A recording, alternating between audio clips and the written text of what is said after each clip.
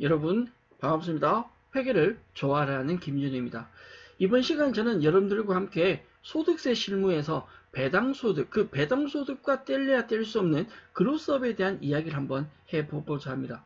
개인적으로 영어 울렁증 저는 굉장히 심합니다. 그래서 영어 좋아하지 않고요. 특히 강의 중에 영어가 나오면 아예 읽지도 않습니다. 그래서 그로스업은 더더욱이 싫어하지만 사슴눈을 해서 그로스업에 대해서 이해가 잘 가지 않는다. 그로스업에 대한 개념은 알 수 있게 해달라 라는 분들이 많아서 제가 아픈 가슴을 비어잡고 아픈 가슴을 뒤로 하고 봐봐 떨려서 말도 안 되잖아. 이 그로스업에 대한 이야기를 한번 해보도록 하겠습니다.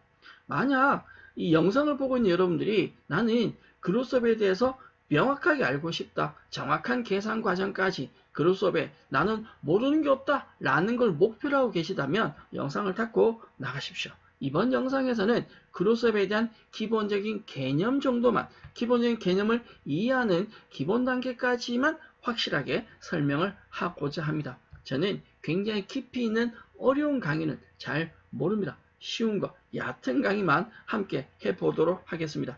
자, 배당소득은 알겠는데 그로스업이 뭔지 잘 모르겠다 라는 분들, 그로스업에 대한 기본적인 개념을 잡고 싶다라면 저와 함께 내용 만나보도록 하겠습니다.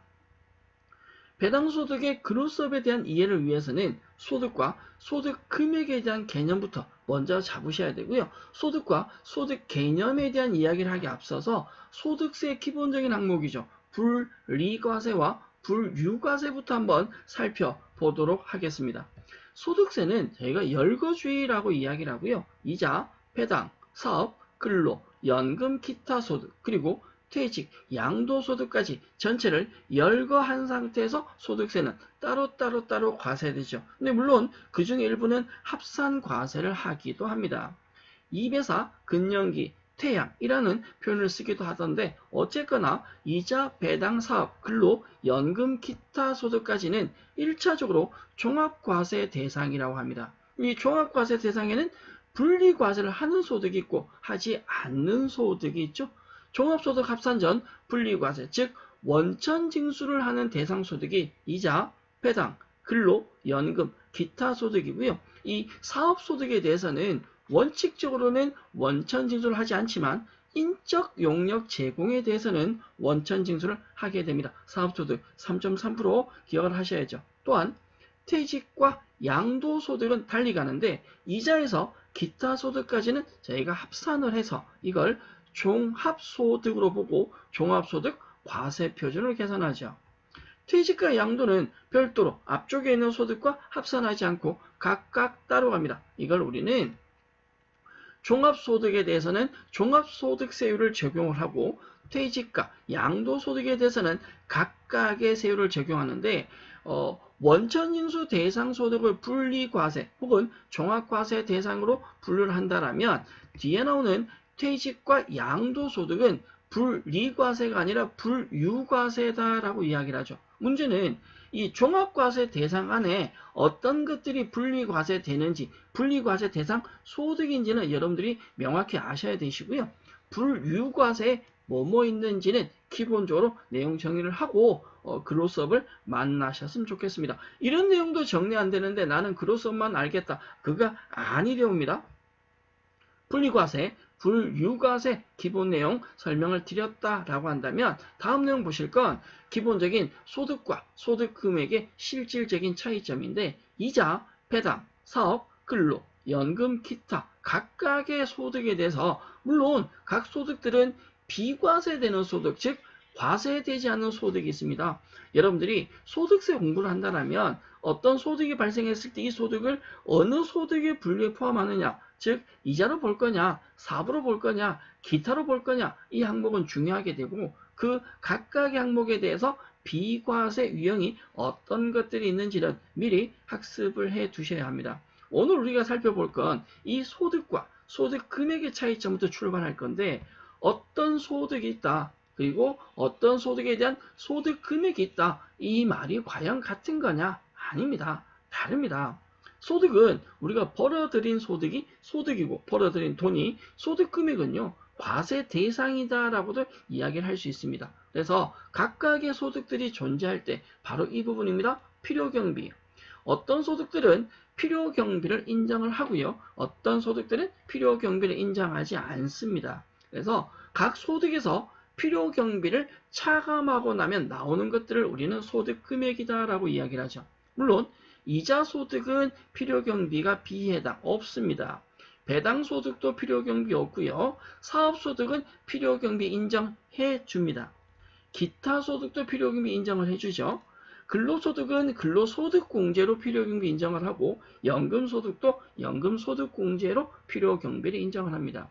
오늘 우리가 살펴볼 이 배당소득은 필요경비를 인정하지 않습니다. 근데 중요한 게 뭐냐? 바로 그로스업이라는 게 붙는 게 이자소득과 다르다는 건데 그로스업에 대한 이야기를 하기 전에 각 소득은 전체를 합산한다. 이게 종합과세 대상 소득이니까 이걸 우리는 종합소득금액이라고 이야기를 하고 종합소득 과세표준에 세율을 적용하죠.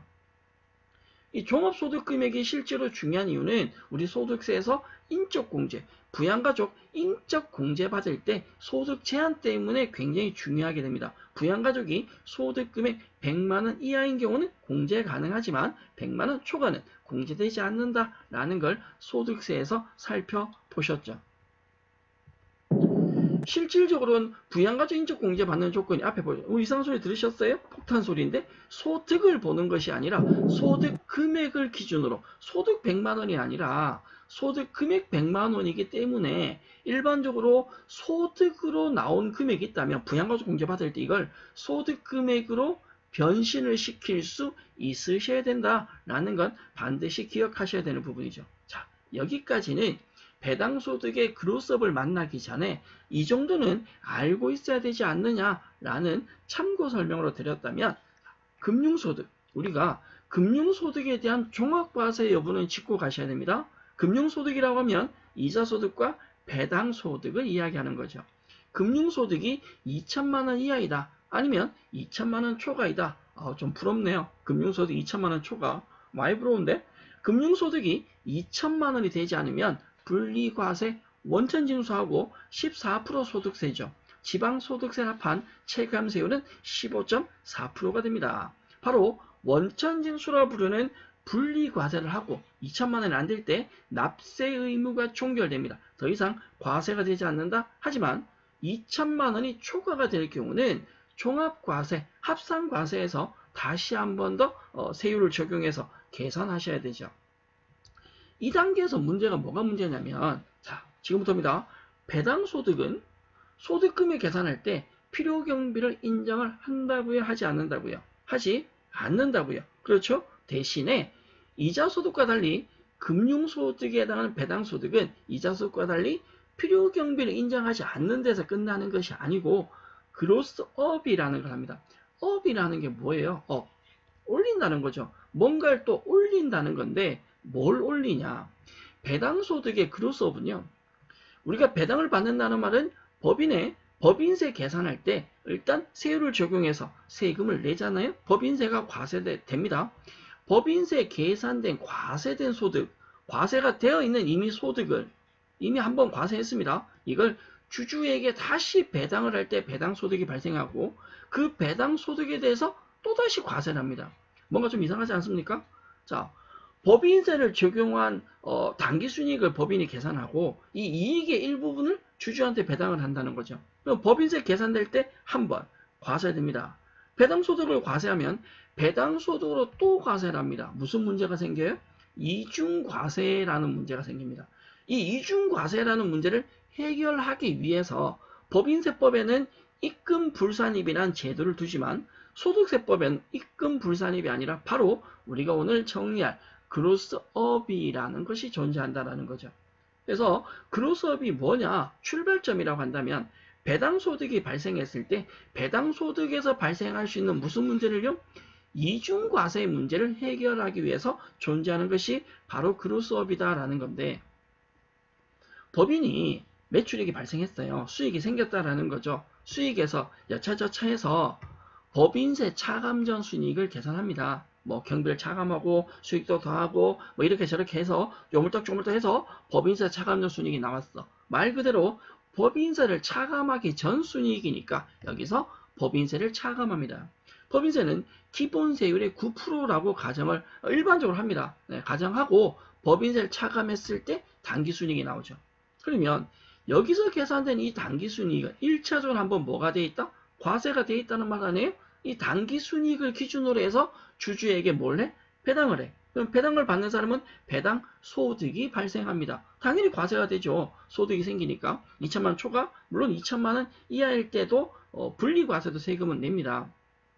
그런데 분리과세하고 납세 의무가 종결되는 경우는 크게 상관이 없지만 다시 종합과세가 된다라면 무슨 문제가 생기냐면 당기순이익에서 한번 과세를 했는데 이 계산 과정에서 이 배당소득을 또 과세를 한다라는 거죠.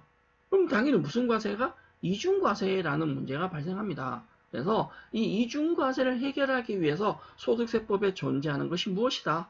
바로 우리가 궁금해하는, 우리가 어려워하는 그로스업이다. 그로스업은요, 배당소득이 발생했을 때 이 배당소득에 대해서 다 과세를 하는 것이 아니고 뭘 하냐? 첫째, 다시 금액을 올립니다. 뭘 올리냐? 배당소득의 10% 금액을 배당소득에 플러스를 합니다. 만약에 배당소득이 100만 원이다라고 한다면 그 소득에 10만 원을 다시 플러스를 한다는 거죠. 이 플러스하는 건 이거라고 생각하시면 돼요. 법인세 계산할 때 법인세 기본세율 9% 적용했죠. 이 금액을 다시 금액 일부를 업시킨다라고 생각해 주시면 됩니다. 자, 할게요. 배당소득에 무조건 배당소득에 10% 업시킨다. 업시켜서 즉 다시 하면 법인세 내기 전 금액으로 환원시킨다라는 거죠. 금액을 올린다. 그걸 그로스업이라고 하고 병비를 마이너스를 하는 게 아니라 그로스업 금액을 플러스 시킨다. 그걸 배당소득 금액으로 보고 이 배당소득 금액 기준에서 소득공제 적용을 해줍니다. 소득공제를 받으면 과세표준 나오죠? 그 과세표준에 세율을 곱합니다. 세율을 곱하면 우리가 내야 될 산출세액, 납부할 세액이 나오는데 이 금액을 다 내는 것이 아니라 법인세 계산 단계에서 발생한 배당 소득이 있을 거 아니에요? 그 금액을 여기에서 마이너스를 해줍니다. 이걸 우리는 배당 세액공제라고 합니다. 배당 세액공제를 차감한 금액이 납부세액으로 계산되는데 이건요. 원천징수 금액과 원천징수 개념과 조금 비슷합니다. 즉 법인세 계산할 때 납부한 세액이 있다라면 그걸 1차로 계산할 때는 어떻게 금액을 플러스한다. 플러스해서 합산해서 과세를 하고 다만 그 전에 세금을 납부했을 거니까 법인에서 납부한 배당 세액이 있다면 그걸 하단해서 뭘 해준다고요? 세액 공제를 해준다라는 거죠. 그러니까 여기서 합산 과세를 하고 여기서 합산된 금액을 아래쪽에서 뭘 해준다? 세액 공제 형태로 마이너스를 해준다라는 거죠. 우리가 받는 소득에 대해서 10% 세금이 납부가 되었다라고 가정하고 그걸 플러스를 한번 한 상태에서 하단 실질적인 세액을 계산해서 세율까지 곱한 세액 공제받고 세율 곱한 산출세액에서 그 배당세액을 다시 마이너스를 한다. 이걸 기본적인 그로스업 구조다라고 이야기를 합니다.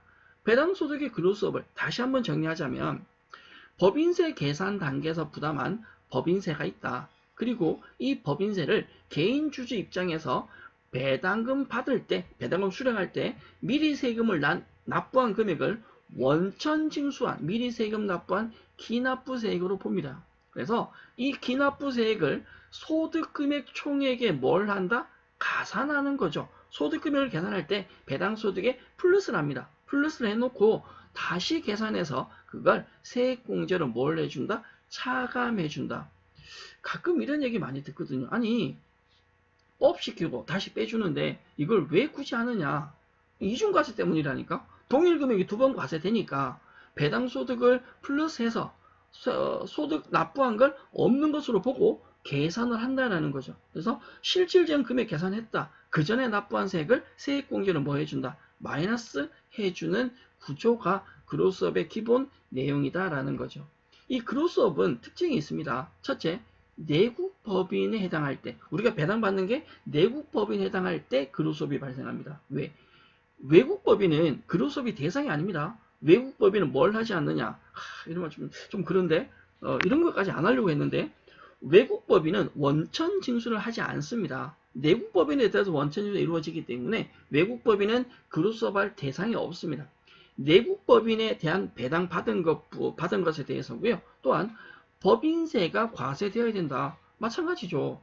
원천징수 안 한 것도 세금을 안 뗀 거지만 이 법인세가 과세되지 않았다. 근데 이거 배당한 거라면 그로서할 부분이 없잖아요. 이미 납부한 세금을 플러스해서 다시 계산하는 거라고 이야기를 드렸으니까. 또한 종합과세 대상으로 기본세율이 적용된다라는 가정에서 이런 형태로 간다라고 생각을 해 주시면 됩니다. 우리가 배당소득에 대한 기본적인 개념이 아니라 그로스업이 어떤 구조를 가지느냐를 설명을 드렸는데 여러분들이 궁금해하시는 이런 것이 그로스업이구나 이 정도까지만 되시면 됩니다. 그로스업은 배당소득 계산할 때 플러스했다가 다시 빼주는 이 정도 개념만 가지셔도 이번 영상은 성공한 것이 아닌가 생각을 하고요. 만약에 추가적으로 조금 더 궁금한데 조금 더 이상한데 혹은 다른 궁금한 사항이 있다라면 밑에 여러분들이 댓글로 질문을 해 주시거나 카페나 글을 남겨주시면 관련 영상을 만들어서 제공해 드리도록 하겠습니다. 그로스업에 대한 깊이 있는 궁금증이 아니라 얕은 궁금증은 충분히 해결되지 않았을까 저 혼자 그렇게 생각을 해 봅니다. 여러분들 무슨 좋아요 눌러달라 구독 신청해달라 저는 이런 강요하지 않습니다. 다만 회계랑 친해지는데 조금이나마 도움이 되었으면 저는 그걸로 만족합니다. 이건 착한 척입니다. 네. 이번 영상은 여기까지 마무리하고요. 저는 다른 영상, 다른 내용으로 또다시 인사드리도록 하겠습니다. 여러분 수고하셨습니다.